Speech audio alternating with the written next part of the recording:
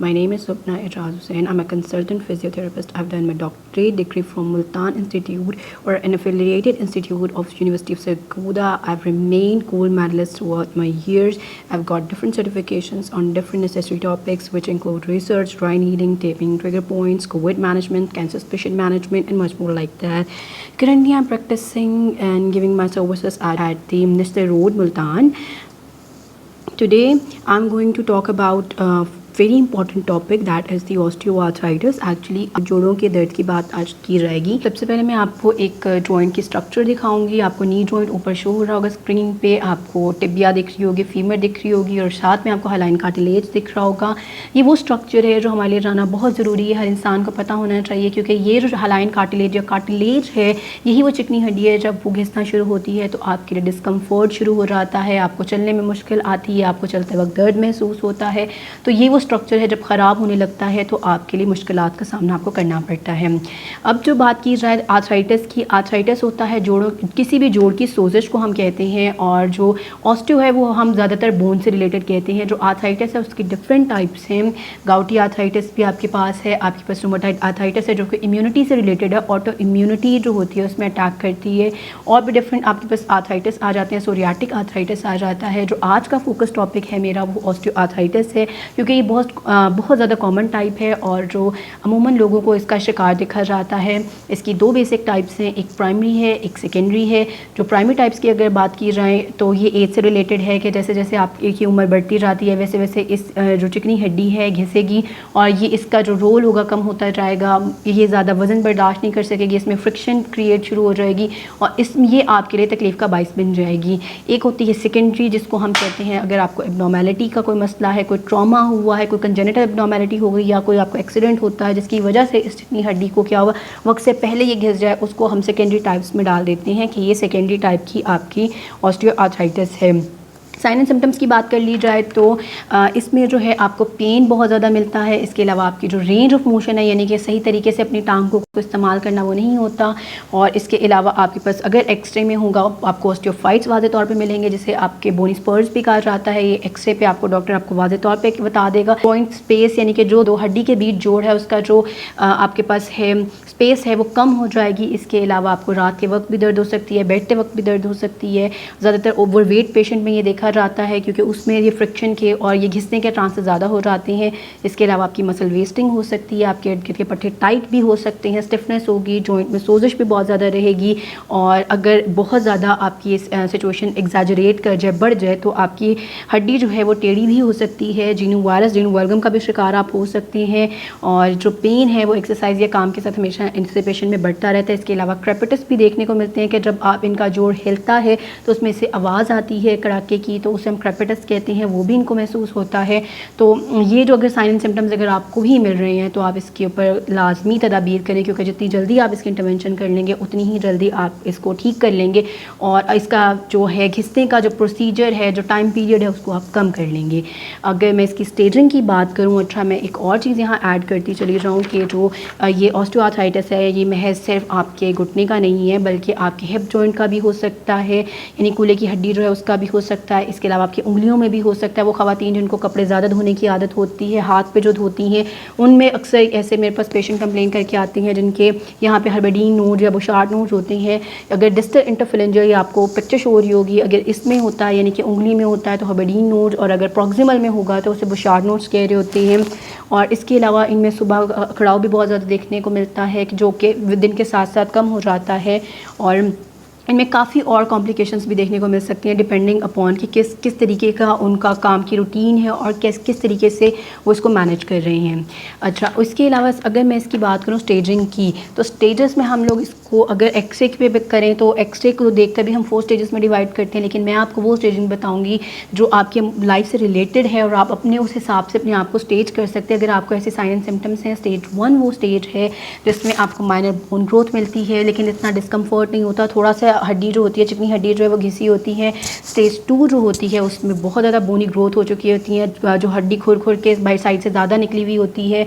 और पेन आपको स्टार्ट होगा जब आप ज़्यादा देर खड़े रहेंगे, ज़्यादा देर चलेंगे, तब आपको पेन होगा। आम सी वॉक पे आपको पेन नहीं होगा।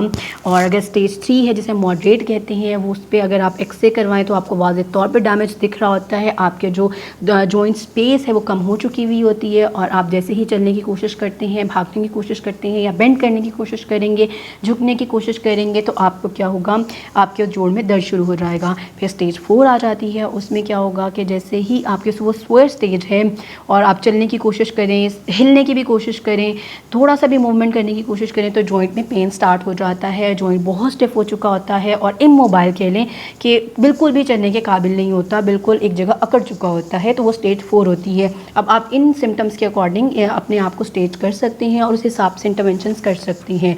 अगर अब मैं इसकी इंटरवेंशंस की बात करूं कि हम किस तरीके से इसको मैनेज कर सकते हैं, तो इसकी मैनेजमेंट बहुत सिंपल है। जब भी आपको किसी भी जोड़ में सोजिश होती है तो आपको एंटीफ्लेमेटरी दी जाती हैं, एनसेड्स दी जाती हैं कि इसकी सोजिश कम की जाए।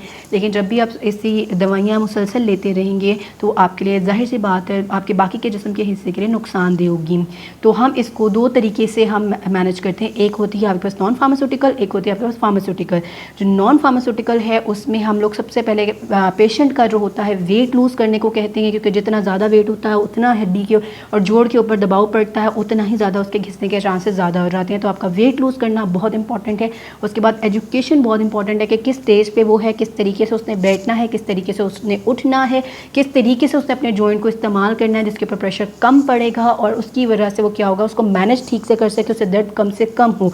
इसके अलावा हम फुटवेयर्स भी जो होते हैं उस पर भी फोकस करते हैं, क्योंकि अगर आप मेडिकेटेड शूज़ पहनते हैं तो उसमें क्या होगा, आपके जो प्रेशर पॉइंट्स हैं वो आपके अच्छे से डिवाइड हो जाते हैं और आपका इतना प्रेशर नहीं पड़ता एज़ कम्पेयर टू जो आप ऐसे ही हील्स पहन लें या कोई ऐसे अनकम्फर्टेबल शूज़ पहन लें, वो जो होता है आपके लिए ज़्यादा प्रॉब्लम क्रिएट कर सकता है। इसके अलावा हम नी ब्रेसेस भी यूज़ करवाते हैं जो कि जॉइंट को इमोबाइल रहने में ज़्यादा हेल्प करते हैं। उसके अंदर जो होती है फ्रिक्शन क्रिएट करने में या अंदर ज़्यादा मूवमेंट क्रिएट करने को हिंडर करती है, रोकती है और आपके जॉइंट को ज़्यादा ही स्टेबल रखती है और उससे पेन फ्री रखती है। इसके अलावा हमारे पास एक्यूपंक्चर थेरेपी होती है, हम वो यूज़ करते हैं। हमारे पास इलेक्ट्रोथेरेपी अवेलेबल होती है जो यूज़ करते हैं।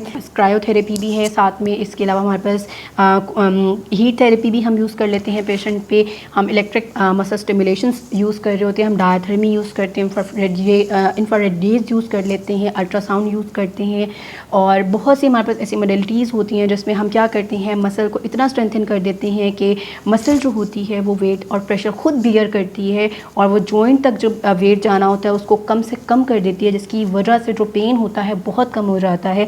इर्द गिर्द के सारे पट्टों को हमें रिलीव करना होता है ताकि पेन से पेशेंट को प्रिवेंट किया जा सके। इसके बाद हमारे पास होता है फार्मास्यूटिकल ट्रीटमेंट, जिसमें हम लोग पेन किलर्स देते हैं, कॉर्टिकोस्टेरॉइड्स देते हैं। ज़्यादातर हम कीनाकॉर्ड के इंजेक्शंस भी लगा रहे होते हैं, कीनाकॉर्ड में लिडोकेन और स्टेप्टोमाइसिन होता है। इसके अलावा हम ग्लूकोसामीन भी यूज़ करते हैं पेशेंट के लिए, कॉन्ड्रॉइटन भी यूज़ करते हैं, ओपियोइड्स भी यूज़ कर रहे होते हैं। हम डिफरेंट मेडिकेशन यूज़ कर रहे होते हैं पेशेंट को रिलीव करने के लिए, जो उसको पेन हो रहा है उसे बचाने के लिए हम काफ़ी ऐसी मेडिकेशन यूज़ करते हैं। और बहुत सी ऐसी चंद एक्सरसाइजेस भी हैं जो अगर आप कर लें तो आप अपनी इस पेन को बहुत अच्छे से मैनेज कर सकते हैं, इसे प्रिवेंट कर सकते हैं, अपने आप को बहुत अच्छे वो कर सकते हैं, मैनेज कर सकते हैं। एक और यहाँ पे मैं बात ऐड करती चली जाऊँ कि अमूमन जिनको सेकेंडरी ऑस्टियो आर्थराइटिस होता है, यानी कि ऐसे पेशेंट भी हमारे पास होते हैं जो 25 से ही उनके जो घुटनों में आवाज़ शुरू हो जाती है, जिसे मैंने अभी बताया कि हम क्रेपिटस कहते हैं। तो वो उनको जब आवाज़ें शुरू हो जाती हैं तो वो इग्नोर करना शुरू हो जाती हैं, क्योंकि वो काम ठीक से कर रहे होते हैं तो इसको वो मैनेज करना ज़रूरी नहीं समझते। लेकिन ये आपको मैं बताती चली जाऊँ कि अगर ये मैनेज उसी टाइम पर कर लेंगे तो इनके आने वाले वक्तों में इनके लिए बहुत आसानी हो जाएगी। लेकिन अगर ये सही टाइम पर मैनेज इसे नहीं करेंगे तो इनके लिए बहुत जल्दी ऑस्टियोआर्थराइटिस शुरू हो जाएगा, ट्रिगर कर जाएगा और बहुत सी कॉम्प्लिकेशंस का इनको सामना करना पड़ेगा। वक्त से पहले इनकी चाल चलन जो होगी, यानी इनका जो गेट साइकिल होगा इम्पेयर्ड हो जाएगा, ख़राब हो जाएगा और इनसे जो होगा काम ज़्यादा लोड नहीं उठाया जाएगा, ज़्यादा चला नहीं जाएगा। तो बेहतर ये है कि अगर आपको अपने जोड़ में से आवाज़ें आती हैं, अगर आपको वहाँ पेन फील होता है ज़्यादा काम करने वक्त, अपने आप को ग्रेड करें और इसकी बाकायदा एक्सरसाइजेज, बहुत आसान एक्सरसाइज हैं जो कि आप दिन में 5 से 10 मिनट निकाल के अपने लिए कर सकते हैं। सकते हैं और अपने बेहतर बना सकते हैं। और अगर आपकी स्टेज बढ़ चुकी हुई है, आप इलेक्ट्रोथेरेपी का सहारा लें। आप हमें दिए गए नंबर पे कांटेक्ट कर सकते हैं ताकि आपको इलेक्ट्रोथेरेपी भी प्रोवाइड की जाए, आपके लिए सारी चीज़ें आसान की जाएँ और आपको एक प्रॉपर ट्रीटमेंट प्रोटोकॉल दिया जाए। हमारे पास बहुत से ऐसे पेशेंट थे जो बेड रिडन थे, जिनको हमने सांस से बेड से उठाया है, बल्कि चलने के काबिल भी किया है। और इसके अलावा हमारे पास बहुत सी ऐसी टेक्निक्स हैं जो हम पेशेंट के अकॉर्डिंगली उन्हें यूज़ करते हैं। सब पे सेम टेक्निक्स अप्लाई नहीं की जाती हैं, लेकिन हम पेशेंट के अकॉर्डिंग यूज़ करके उन्हें ट्रीटमेंट की तरफ लेकर आते हैं, उन्हें बेहतरी की तरफ लेकर आते हैं, उनकी लाइफ की तरफ लेकर आते हैं, ताकि वो अपने रोज़मर्रा के जो काम है वो बहुत ठीक से करें और अपनी लाइफ को बिल्कुल एक नॉर्मल लाइफ की तरह, नॉर्मल लोगों की तरह इन्जॉय कर सकें और उसको बिल्कुल वैसे लेकर चल सकें। हमारे पास ऐसे बहुत से पेशेंट्स होते हैं जो ये कंप्लेन करते हैं कि जो इग्नोरेंट बहुत ज़्यादा होते हैं, जिन्हें नहीं समझ में आता हमें क्या करना चाहिए, उन्हें प्रॉपर गाइडेंस देनी चाहिए। और आप भी अगर आपने जानने वाले में से किसी को जानते हैं तो उन्हें प्रॉपर गाइडेंस दें। Thank you. अल्लाह हाफ़िज़।